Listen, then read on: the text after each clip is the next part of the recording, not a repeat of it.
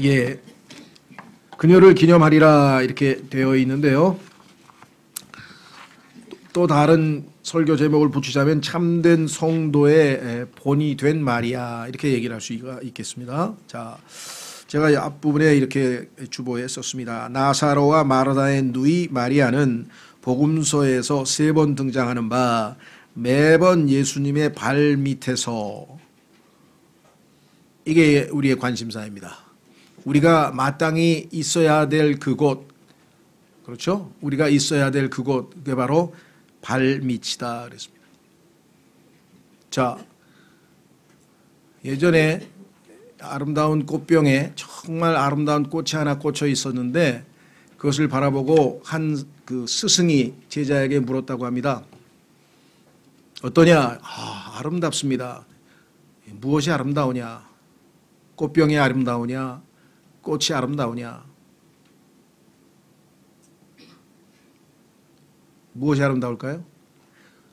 꽃병이 꽃에 꽂혀 있는 그 위치가 아름답습니다.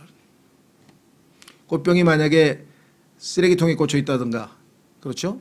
예. 꽃이 잘못된 그런 곳에 꽂혀 있다면 그 아름다움이 있겠는가? 그러니까 꽃병과 꽃이 제 위치에 제 역할을 했기 때문에 아름답다.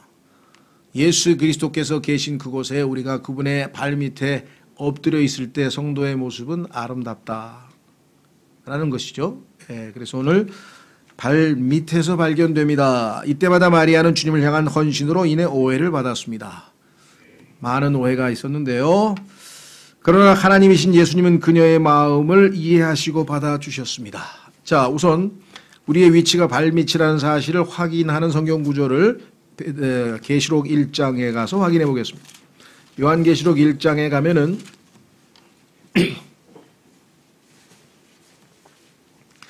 부활하신 예수 그리스도를 사도 요한은 성경에서 사랑받는 자란 뜻이라 그랬죠. 이름 자체가. 그래서 자신을 지칭할 때 항상 요한이란 말을 안 쓰고 그 사랑하시는 자가, 예수님께서 사랑하시는 자가, 그러면 자기가 자기를 지칭하는 말이에요. 요한복음에서.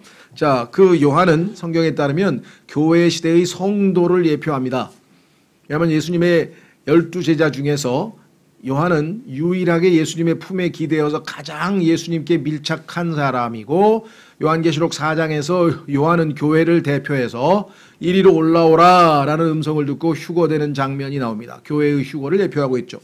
그 이외에도 사도 요한은 사랑받는 자 그랬는데, 우리도 사랑받는 자 안에서 주님께서 우리를 사랑하는 자로 삼으셨으니 여러 면에서 요한의 생애를 보면 주님의 몸된 교회에 대한 예표라는 걸 알 수 있는데, 이 요한이, 자, 9절 보겠습니다.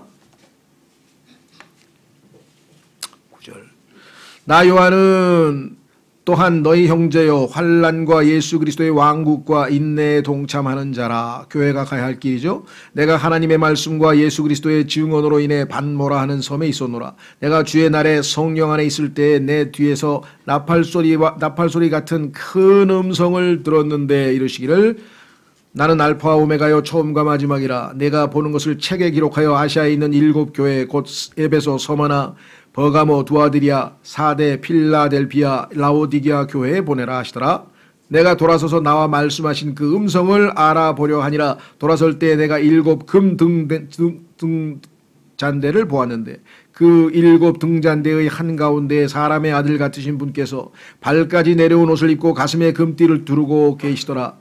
지금 현재 대제사장 역할을 하고 계신 예수님의 모습, 그분의 머리와 머리털은 양털같이 희고 눈같이 희며 그분의 두 눈은 불꽃 같고 그분의 두 발은 용광로에서 달군 듯한 정제된 놋 같으며 그분의 음성은 많은 물들이 소리와도 같고 그분의 오른손에는 7 별이 있으며 천사들, 그분의 입에서는 양날 달린 날카로운 검이 나오고 그분의 용모는 해가 세차게 빛나는 것 같더라. 내가 그분을 볼 때 죽은 자같이 그분의 발 앞에 쓰러지니. 그렇습니다.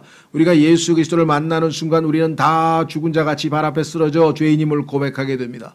우리는 죄인입니다. 죄의 삭은 사망입니다. 저는 주님 앞에 죽은 자와 같나이다. 그분께서 오른손을 내 위에 얹으시며 내게 이르시되 두려워하지 말라. 나는 처음이요 마지막이니 나는 살아있는 자라. 전에 죽었으나 보라 내가 영원 무궁토록 살아있노라. 아멘. 또한 내가 지옥과 사망의 열쇠들을 가지고 있노라. 이제 이분을 통해서 우리가 구원을 얻고 이제 주님 앞에 엎드립니다. 내가 본 것들과 지금 있는 것들과 이후에 있는 것들을 기록할지니 하면서 이제 곧 내가 본 내 오른손에 있는 7별과 7 금등자인의 신비라. 7별은 7 교회의 천사들이요 내가 본 7 등잔대는 7 교회니라. 자, 여기 보시면 17절에 내가 그분을 볼 때 어떻게 됐다고요? 죽은 자같이. 그분의 어디예요? 발 앞에 쓰러지니. 발 앞에 엎드려 있었는데 일어났다는 소리가 있습니까? 없습니까? 없습니다. 우리가 있어야 될 곳은 바로 거기에요. 마리아는 날마다 틈나는 마다 예수 그리스도의 발 앞에 엎드려서 주님을 따르는 신앙생활을 했습니다. 다시 돌아옵니다. 교재로. 넷째 줄, 주님은 온 세상 어디든지 이 복음이 선포되는 곳에서는 사람들이 이 일 곧 이 여자가 행한 일도 말하여 그녀를 기념하리라고 말씀하셨습니다. 오늘 역시 우리 역시 오늘 이 시간 이 말씀의 근거에 마리아를 기념하고 본받고자 합니다. 자, 그렇다면 말씀드린 것처럼 우리의 위치는 발밑인데요. 첫 번째, 3번에 걸쳐서 마리아가 주님과 대화하는 장면이 나오는데 첫 번째는 누가복음 10장으로 가보겠습니다. 자, 누가복음 10장에 보니까 마리아의 특징은 첫 번째, 발밑에 앉아 말씀을 듣는 모습으로 발견됩니다. 여러분과 제가 첫 번째 신앙생활에 있어서 가장 중요한 예수 그리스도의 발밑에서 하나님의 말씀을 듣는 자로서 발견되지 않는다면 그 다음 단계로 나아갈 수 없죠. 마리아는 예수님 발밑에 앉아 말씀을 들었습니다. 이를 통해 하나님의 축복을 누렸습니다. 자, 누가복음 10장 38절로 가보겠습니다. 누가복음 10장 38절.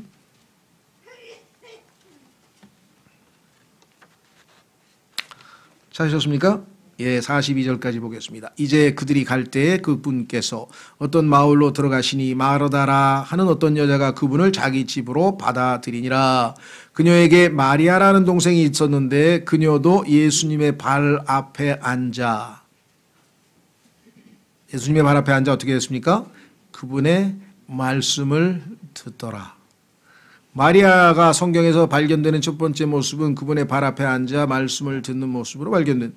그러나 40절 마르다는 섬기는 일이 많아 괴로워하더라. 할 일이 너무 많아서 밥이 막 이것저것 밥상 차리고 뭐 난리가 났어요. 그녀가 그분께 나와 이르되 주여 내 동생이 나 혼자 섬기게 내버려 두는 것을 돌아보지 아니하시나이까. 그런즉 그녀에게 명하사 그녀가 나를 돕게 하소서 하거늘. 내가 지금 이렇게 바쁘게 하는데 쟤는 저기 앉아서 조용히 아무것도 안 하고 있으면 어떻게 되겠습니까? 빨리 좀 날 좀 도우라고 그렇게 명하여 주시지 않겠습니까? 너무나 논리적이고 당연한 요구를 한 겁니다. 네.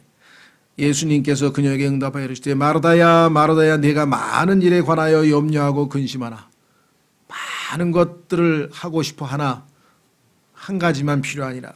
한 가지가 필요하니라. 마리아는 그 좋은 부분을 택하였으니 그것을 빼앗기지 아니하리라 하시니라. 오해하셔서 그러면 말씀만 듣고 이 마르다처럼 섬기는 일을 하지 말아야 되느냐? 그건 아닙니다. 여기서 지금 우선순위에 대한 이야기를 하고 있어요. 우선순위. 제일 먼저 주님의 말씀을 듣고 그 주님의 말씀에 감동을 받아서 우리의 영이, 왜 하나님의 말씀은 예수님께서 요한복음 6장 63절에 말씀하신 것처럼 내 말은 내가 너에게 이르는 말들은 영이요 생명이라 하였으니 그 영이요 생명인 하나님의 말씀이 내 영과 부딪혀서 그 말씀을 깨닫고 그 말씀에 감동하고 주님 이 말씀을 믿겠습니다. 순종합니다. 하고 섬김으로 나아가야 하나님을 올바로 섬기는 것이고 그래야 하나님이 기뻐 받으시는 금과 은과 보석이 되지. 그렇지 않으면 1차 말씀은 생략된 채 급하게 주님을 자기 방식대로 열심히 섬기면 그것은 나중에 가면 금과 은과 보석이 아니라 나무와 건초와 지푸라기로 발견돼서 다 타버릴 거란 말이죠. 그래서 주님께서는 먼저 중요한 것은 하나님의 말씀에 순종하라는 거죠. 우리의 섬김은 말씀에 근거한 섬김이죠. lawfully, 법대로 섬김이죠. 그렇죠. 주님께서 하시는 일을 내가 하는 거지. 자, 그래서 주님처럼 사는 게 중요하지 주님을 위해서 사는 게 중요한 게 아니에요. 내가 주님을 위하는 것은 하나님께서 그렇게 바라지도 않아요. 왜? 자기 방식대로 살면 안 되니까 하나님께서 원하시는 그것을 주님과 함께 주님처럼 행하는 것이 진짜 신앙생활입니다. 열심으로 주의 일을 풍성하게 하라, 그런 말씀 많아요. 그러니까 열심으로 주님을 섬기는 것이 나쁘다는 얘기가 아니라 우선순위에 있어서 하나님의 말씀을 먼저 듣는 것이 중요하다. 주님의 입술에서 나오는 말씀들을 성경에서는 선한 말씀이요, 은혜의 말씀이요, 생명의 말씀이요, 때로는 강한 strong meat, 단단한 음식, 선한 말씀뿐만 아니라 의의 말씀이라 그랬죠. 의로운 말씀, 십자가의 말씀, 자기를 부인하고 주님을 따르는 말씀, 그렇죠. 주는 것이 복되다는 말씀, 우리의 자아를 건드리고 우리의 본성과는 어긋나는 하나님의 말씀들은 의로운 말씀이기 때문에 우리가 자신을 내려놓고 주님을 정말 따르고자 하는 강한 의지가 없을 때에는 쉽게 따르기 어려운 말씀들도 있습니다. 어쨌거나 주님께서는 자신의 말씀들을 통해서 우리에게 모든 복을 주시고 인도하시고 지혜를 주시고 하나님으로부터 오는 모든 좋은 것들은 다 예수 그리스도를 통한 말씀을 통해서 오기 때문에 이 말씀을 듣는 것이 우리의 삶의 첫 번째 순서다라고 하는 것을 우리는 잊지 마셔야 됩니다. 그러나 말씀을 듣고 그 다음에 어떻게 돼요? 행하지 않으면 그건 죽은 믿음이라 그랬죠. 자, 잔뜩 먹었어요. 그런데 일도 안 하고 운동도 안 하고 아무것도 안 하고 계속해서 먹기만 해. 또 먹고 또 먹고 또 먹고. 그럼 어떻게 됩니까? 비만이 되죠. 그건 건강에 엄청 나쁜 거죠. 마찬가지입니다. 영적으로도 또 듣고 또 듣고 또 듣고 또 듣고 그 다음에 섬기지도 않고 행동도 안 하고 아무것도 안 하면, 예를 들면 전도를 우리가 복음 전파를 운동에 비유한다면 또 다른 지체들을 섬기는 일을 섬김과 운동, 하여간 뭐가 됐든지 간에 내가 안으로 인풋이 됐으면 아웃풋이 있어야 그 다음에 또 들어오고 나가고 해야 되는데 계속 먹기만 한 사람이 있는 사람은 있고, 두 번째 먹지도 않았는데 계속해서 일하고 뭐 운동하고 뭐 이러다 보면 뭐예요? 쓰러져 죽죠. 예. 공급되는 게 하나도 없으니까. 그래서 이 균형 맞추는 것이 어마어마하게 중요한데 우선순위는 바로 말씀을 듣고 그 다음에 뭐예요? 행해야죠. 자, 야고보서로 갑니다. 야고보서 1장. 야고보서 1장에 가면 여러분과 제가 복을 누리는 방법은 들은 말씀을 행위로 옮기는 것이에요. 행위로 옮기지 않으면 복을 못 받는다라고 되어 있습니다.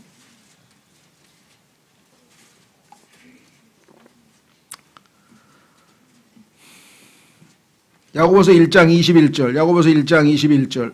그러므로 모든 더러움과 넘치는 악을 내버리고 접붙여진 말씀 곧 능히 너희 혼을 구원할 수 있는 말씀을 온유함으로 받으라. 오직 너희는 말씀을 행하는 자가 되고 듣기만 하여 너희 자신을 속이는 자가 되지 말라. 누구든지 말씀을 듣고 행하지 아니하는 자는 거울로 자기의 본래 얼굴을 들여다보는 사람과 같으니라. 그는 자기를 바라보고 자기 길로 가서 자기가 어떤 사람인지 즉시 잊어버리거니와. 듣고 행하지 아니하면 거울 보고 자기의 모습을 잊어버리는 사람과 같아요. 반면에 누구든지 자유롭게 하는 완전한 법을 들여다보며, 하나님의 말씀이 거울에 비유되어 있죠. 법을 들여다보며 그 안에 거하는 자는 듣고 잊어버리는 자가 아니요 그 일을 행하는 자니. 너희는 내 말에 거하라. 그리고 예수님이 말씀하셨죠. 듣기만 하라는 게 아니라 그 일을 행하는 자니 이 사람은 자기가 행하는 일에서 복을 받으리라. 자, 그래서 우리는 말하다가 무조건 잘못된 건 아니에요. 우선순위가 필요하다는 거죠. 자, 그래서 마리아는 예수님의 발밑에 앉아 말씀을 듣는 첫 번째 가장 중요한 것들을 했다. 두 번째, 살다 보면 얼마나 많은 어려운 일들이 우리 삶에 있겠습니까? 그 중에서도 제일 슬픈 것은 가까운 친지, 가족, 부모님, 뭐 형제, 자매가 죽는 거죠. 예. 오빠 나사로가 이제 죽었습니다. 요한복음 11장으로 가겠습니다. 이때 어떻게 했을까요? 특히 유대 사회에서는요, 가족 관계가 엄청나게 가까울 뿐만 아니라 더더군다나 지금 부모님 얘기가 안 나온 거 보니 부모님은 돌아가신 것 같은데 잘 안 나와 있지만 지금 오빠를 많이 의지하고 살았을 거 아니겠습니까? 그렇죠. 그런데 집안에 기둥같이 의지하던 오빠. 왜? 당시의 여자들의 경우에는 사회적인 어떤 신분이나 이런 게 전혀 보장되지 않았기 때문에 남자가 없을 경우 굉장한 어려움이 있었을 텐데 그나마 오빠가 있었는데 그 오빠가 이제 죽었습니다. 그래서 얼마나 슬펐는지 지금 뭐 정말 한번 성경을 통해서 우리 확인해 보죠. 요한복음 11장 28절. 요한복음 11장 28절.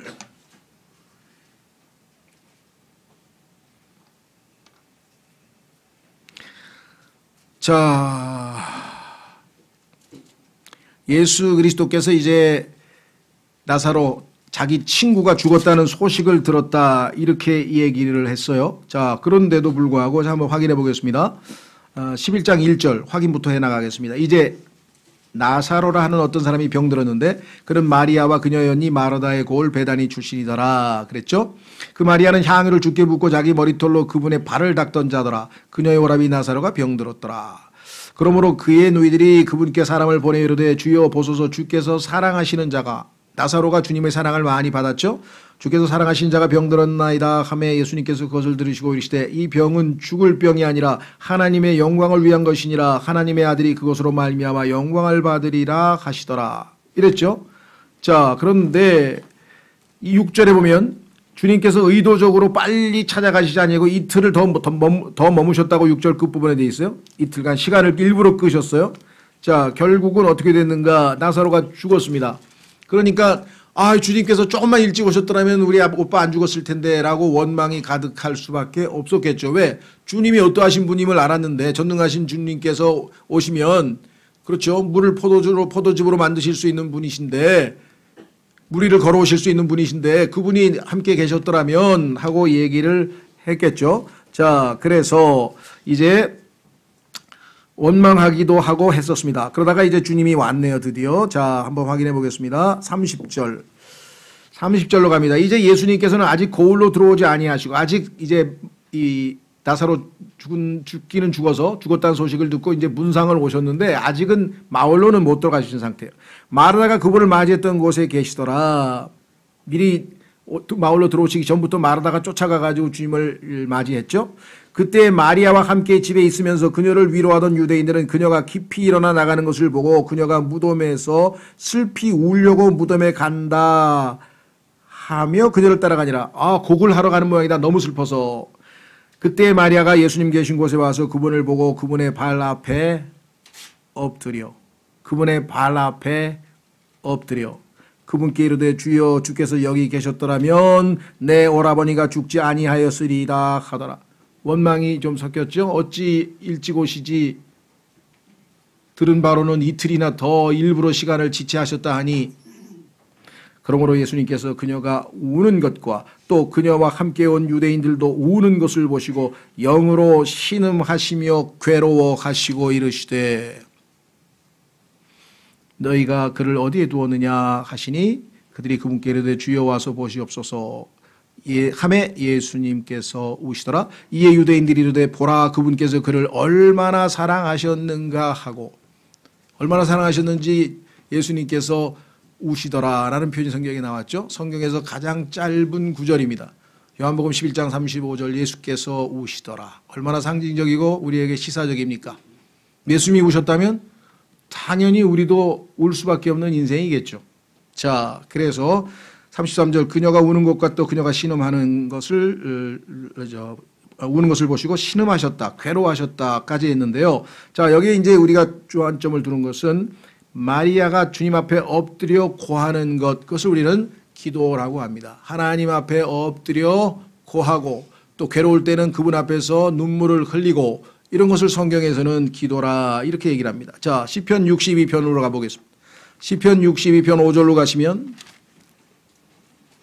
찬송가에 보면은 내 마음에 있는 것을 다 쏟아놓으라고 하는 찬송가가 있죠. 그 찬송가의 내용은 찬송가는 이 시편 9절에서 인용한 것인데 시편 62편 5절에 보면은 기도를 어떻게 정의를 내렸는가 한번 보겠습니다. 시편 62편 5절 내 호나 자기가 자기에게 말합니다. 지금 너무 괴로우니까 내 호나 너는 오직 하나님만 바라라. 내가 기대하는 것이 그분에게서 나오는도다. 오직 그분만이 나의 반석이시요 나의 구원이시요 나의 방벽이시며 내가 흔들리지 아니하리로다. 나의 구원과 나의 영광이 하나님 안에 있나니 곧 내 힘의 반석과 내 피난처가 하나님 안에 있도다. 백성들아 너희는 언제나 그분을 신뢰하고 그분 앞에서 어떻게 하라고요? 너희 마음을 쏟아 놓으라. 마음을 쏟아 놓으라. 하나님은 우리를 위한 피난처시로다. 셀라. 기도는 기뻐서 하는 경우는 좀 드뭅니다. 감사해서도 하고 기뻐서도 물론 하지만 기쁘면은 성경에서 찬송을 부르고 찬양을 한다 그랬죠. 하나님 감사합니다 하고 찬양 찬송을 주로 부르고 슬프고 괴로울 때는 이제 기도를 하는 거죠. 하나님 앞에 가서 지금 마리아처럼 그렇죠. 따라서 말씀과 기도로 무장이 되어 있는 마리아의 신앙생활은 그렇죠. 언제든지 해결책이 있습니다. 하나님의 말씀 앞에 엎드리고 기도하면서 그분의 무릎 앞에 엎드린다면 주님께서 가만히 계실 분이 아니죠. 여러분 어떠세요? 살면서 즐거울 때도 있고 어려울 때도 있고 뭐 슬플 때도 있겠죠. 뭐 하여간 저도 제일 뭐라고 해야 되나 많이 울면서 기도했던 거는 유학 시절이었던 것 같아요. 유학 시절. 81년도 8월에서 83년도 8월까지 제가 스페인 바르셀로나에 있었는데 그때는 예배당에 오전 예배 딱 끝나면은 그 다음에 텅텅 비어요. 수요일 날 예배하고 아무도 안 오니까. 그래서 이 유학 생활이 내가 구원받은 그리스도인이 아니었더라면 재밌었을 것 같아요. 구경할 것도 많고 먹을 것도 많고 하여간 뭐 새로운 문물이 있으니까 뭐 호기심도 발동하고 해서 하여간 볼 게 많았을 텐데 그리스도인이다 보니까 볼 것 즐길 것보다는 미혹하거나 시험하거나 그런 것들도 즐비하게 널려져 있어요. 그리고 누구랑 뭐 친밀하게 그리스도인으로서 교제하기가 어려우니까 교제도 없고 그러면 마음이 힘들고 외롭고 누구랑 그리스도인으로서의 말씀 안에서 교제할 사람이 하나도 없으니 얼마나 답답하겠어요. 그렇죠?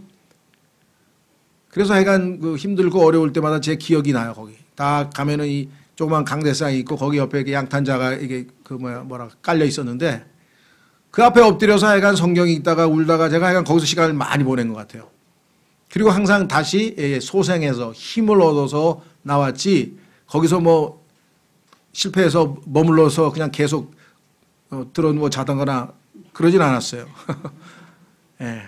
처음엔 들어가서는 뭐 들어누워 자기도 하고 울기도 하고 뭐 하여간 막 그렇지만 결국은 나올 때에는 기쁨으로 다시 힘을 얻어서 주님께서 소생시키셔서 나온 기억이 있습니다. 자, 여러분도 지금 어떤지 모르지만 사실 이거 집들이 다 멀어서 그렇지 그 예배당 여기 뭐 기도할 때 한두 군데입니까? 막 그렇죠. 와서 뭐 찬송을 뭐 고래고래 지르고 막 하든지 뭐 통곡을 하고 눈물을 흘리고 기도를 하든지 정말 지하니까 또 누가 모르겠어요. 그래서 좀 잘 활용하셨으면 좋겠다 싶은 생각이 들어요. 특히 직장인 중에서 혼술이 아니지 혼밥하는 사람들 혼술하시는 분들도 계시더라고. 그리스도인들도 잠을 못 자 고생이 많아. 특히 목사들이 혼술하는 사람이 늘어나고 있어요. 지금 성도들이 하도 괴로운 일이 많아서 잠을 못 잤네. 그래서 혼술을 하다 보니까 술이 중독이 돼가지고 하여간 혼밥하는 사람들은 여기 와서 같이 모여서 금요일 날 기도도 하고 그렇죠. 찬송도 하고 혼자 가서 기도도 하고 아니 토요일 날 쉬잖아요. 그 토요일 날 집에 가도 되고 뭐 토요일 날 미리 와서 막 밤새고 기도하다가 주일 날 여기 예배드리고 가도 되고 가정이 있거나 뭐 이렇게 할 일이 있는 사람들은 그렇지만 혼자 집에 어차피 있어봐야 뭐 하겠어요. 답답하고 여기 와서는 돌아다니기도 하고 뛰기도 하고 뭐 운동기구도 있고 여기 공원도 있고 그렇죠. 좀 활용을 했으면 좋겠는데 활용을 안 하다. 저는 예배당에 엄청 자주 갔거든요. 아니 다 공짜잖아. 가가지고 마음껏 칠판에 쓰기도 하고 찬송하기도 하고 피아노를 두르기도 하고 뭐 하여간 주님과의 1대1의 시간을 가져라. 그중에서 하나님 앞에서 쏟아놓는 눈물은 그것보다 가치 있는 눈물이 없어요. 다른 눈물은 저기 영어 속담에 crocodiles 뭐 tears라 해가지고 가짜 눈물 있죠. 슬프지도 않은데 막 뭐 이렇게 연극하는 그런 눈물서부터 베레벨 희한한 눈물이 다 있는데요. 중요한 거는 주님 앞에 진실되게 쏟아놓은 눈물은 주님께서 그걸 평가하셔요. 눈물을 닦아주시잖아요. 확인해 보겠습니다. 주님은 우리의 눈물을 닦아주기 원하시는 분이시다. 예, 계시록 22장, 계시록 22장.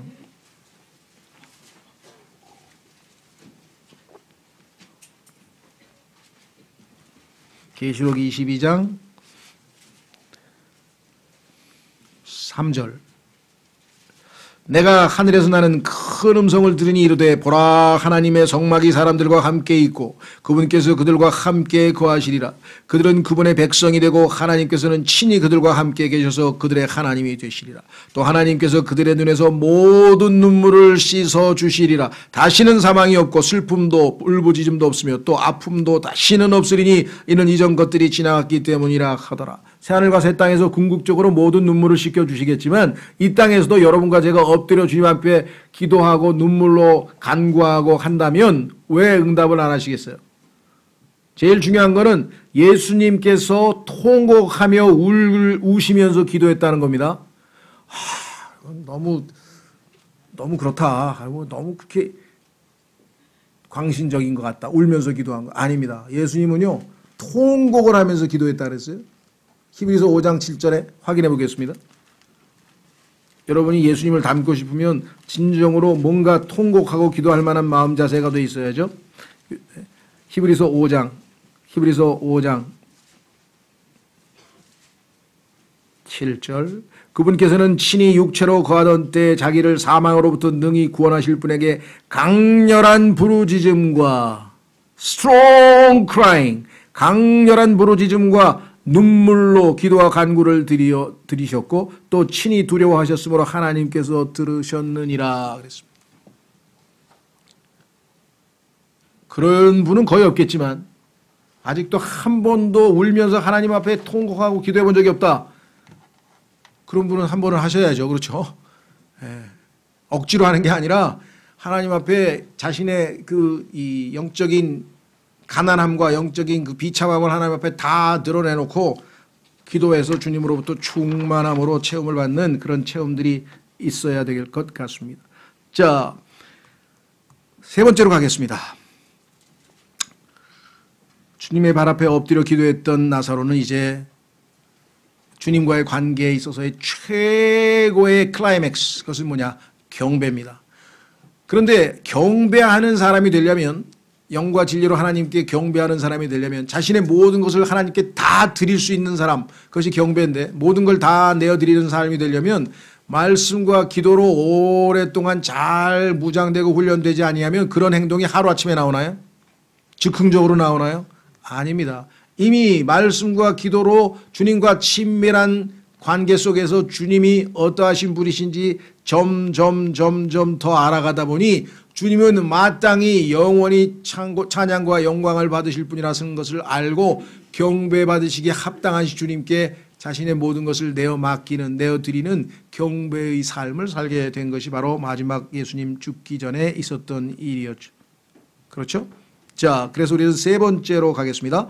주님의 장사를 대비코자 마리아는 값진 나드 향유를 주님의 발에 부어 경배하였습니다. 경배는 자신의 최상의 것을 주께 드리는 것입니다. 요한복음 12장. 요한복음 12장으로 가셔서 이제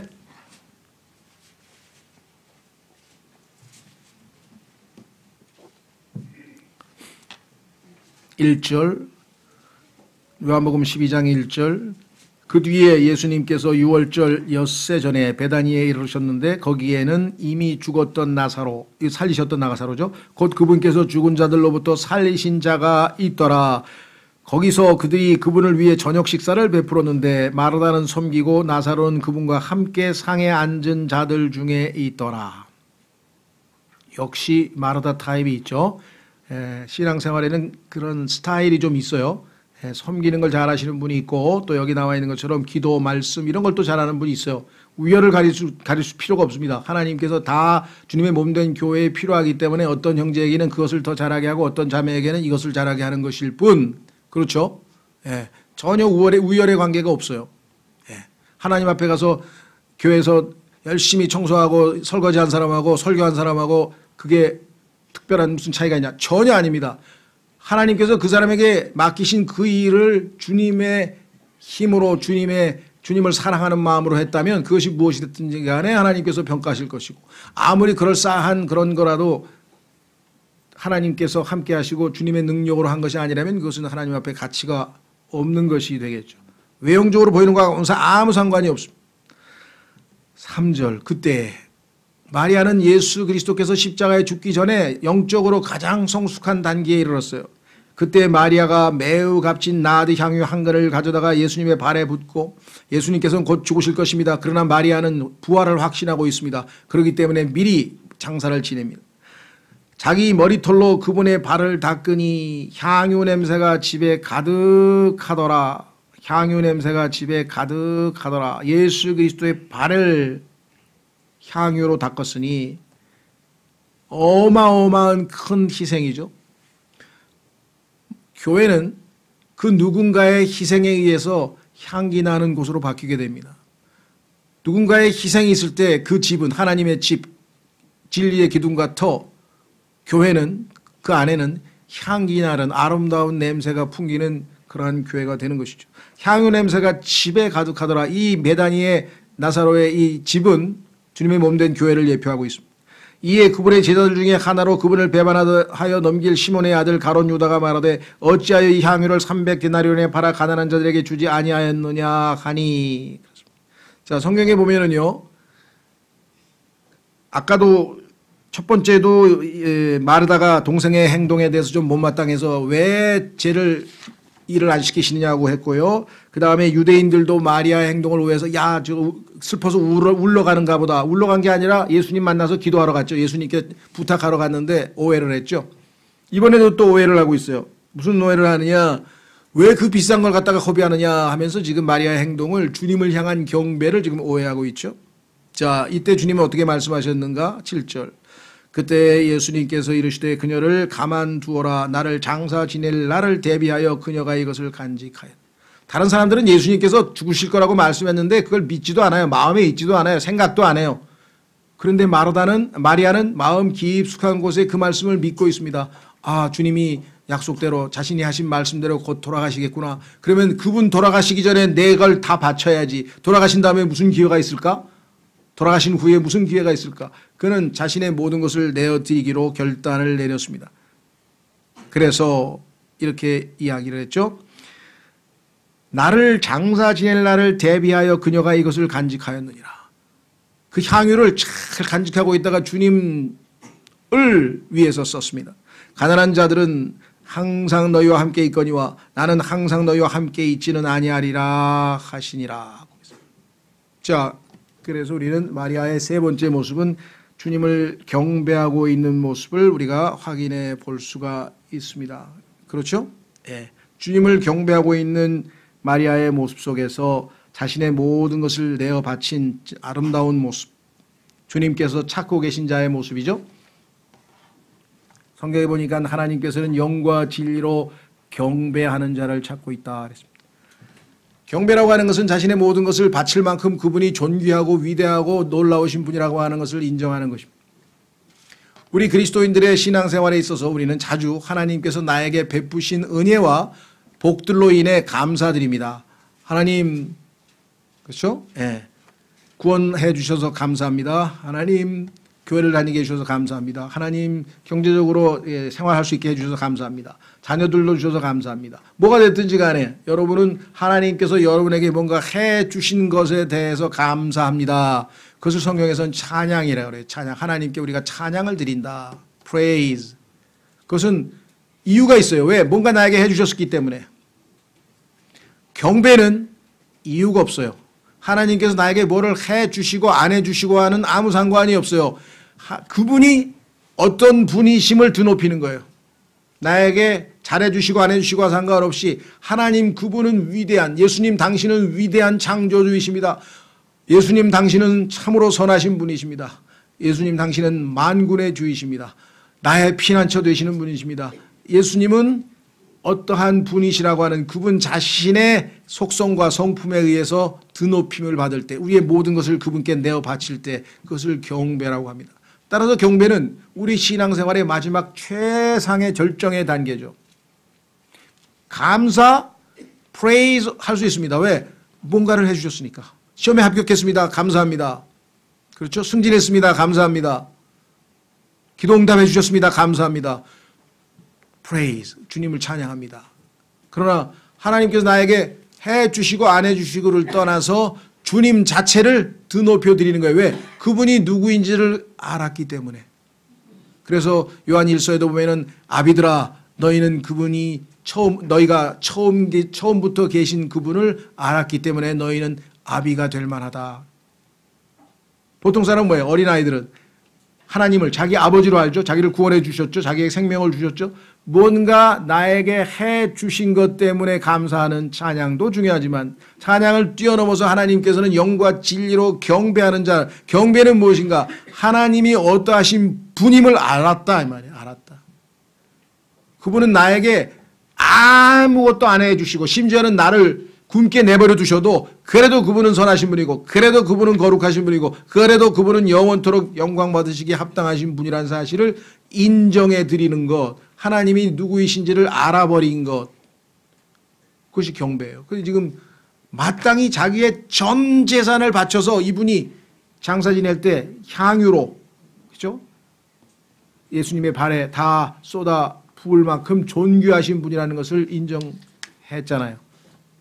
지금 마리아는 뭐 오빠도 죽었고, 그렇죠? 물론 하나님 살리셨지만, 자, 그래서 마지막 단계에 가면 세 가지입니다. 그래서 우리는 마리아가 우리 성도들의 본이라 말씀, 기도, 그리고 이제는 단순히 찬양을 넘어서서 그분이 어떠하신 자체를 인정하고 그분을 드높이는 삶, 경배의 삶, 그렇죠? 예. 이것이 우리가 마리아로부터 배울 수 있는 것입니다. 그래서 결론적으로 밑에다가 제가 이렇게 썼습니다. 우리가 우리의 삶에 있어 예수 그리스도를 첫 번째 자리에 놓게 될 때 오해와 비판은 있게 마련입니다. 여기 세 번에 걸쳐서 가로 안에 지금 그들이 어떻게 비판했고 어떻게 못마땅하게 했는지 봤죠. 그러나 우리에게는 주님의 칭찬이 있음을 잊지 마십시오. 근데 주님께서는 그 비판에 대해서 단호하게 칭찬을 오히려 해주셨죠. 예. 자, 그래서 주님께서는 뭐라 그랬습니까? 내게 선을 행하여 내게 좋은 걸 주셨다. 예수님께 하는 것은 세상 사람들이 볼 때 낭비 같지만 그건 아니에요. 예수님께 가장 좋은 시간도 바치고 가장 좋은 것도 바치게 되면 사람들이 생각할 때 아이고 그거 아깝게 왜 그러냐. 유대인들이 그랬어요. 야, 하나님께 어린 양을 바치는데 이거 싱싱하고 이거 튼튼하고 이거 좋은 양 이건 안 돼. 저기 가보니까 다리를 절고 귀도 삐딱하고 이거 바치자. 그런 걸 바치면 니네 상사가 좋아하겠냐? 니네 인간도 그걸 싫어하는데 감히 나한테 그런 걸 바치느냐? 그래서 하나님께서 말라기에서 이스라엘 백성들을 심하게 꾸짖은 것은 뭐냐면 형식적으로 바치는 신용을 했는데 제일 좋은 거는 지들이 다 차지하고 하나님께 그냥 뭐 다리 부러지고 그냥 막 그런 것만 갖다 바쳤어요. 여러분 어떠세요? 제일 좋은 것 그거 어떡합니까? 자기를 위해서 쓰고 허들의 일 시간 뭐 이런 거 주님께 바칩니까? 영적으로 성숙하면 성숙할수록 뭐예요? 그가 내게 선을 행하였느니라. 그렇죠. 예수 그리스도께 잘해드리는 것, 그분께 잘하는 것, 그것이 우리 신앙의 가장 중요한 것이에요.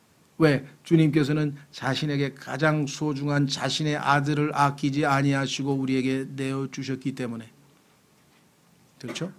예, 오늘 이 마리아를 통해서 말씀과 기도와 경배 익히 알고 있는 거지만 이것이 하루아침에 경배가 나오는 게 아니라 그랬죠. 주님을 많이 알 때 저절로 무릎 꿇고 엎드려서 요한이 머리를 숙이고 계속해서 머물러 있듯이, 그죠? 주님의 말씀과 진리 가운데 머물고 주님의 주님과의 교제 가운데 머무는 것이 우리의 온당한 삶이다. 주님 마리아를 본받아 주님 앞에 이와 같이 늘 주님의 발밑에 엎드려 있는 자가 되게 하여 주시옵소서. 다 같이 기도하겠습니다.